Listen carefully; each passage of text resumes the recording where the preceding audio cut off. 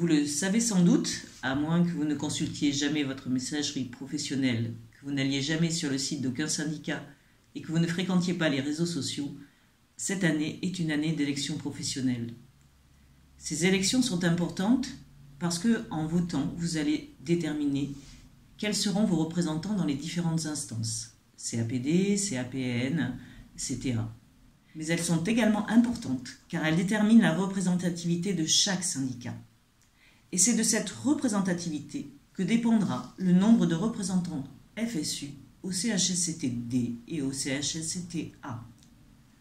C'est seulement depuis 2011 que l'État a commencé à mettre en place les CHSCT dans la fonction publique, alors qu'ils fonctionnent déjà depuis près de 30 ans dans le secteur privé. Cette mise en place ne s'est pas faite toute seule et il a fallu toute l'énergie et toute l'implication de la FSU et de ses syndicats pour que cette instance puisse réellement fonctionner. Si la FSU s'est autant engagée dans ce combat, c'est que les CHSCT sont une instance importante. En effet, même s'ils ne sont que consultatifs, les CHSCT ne sont pas sans pouvoir.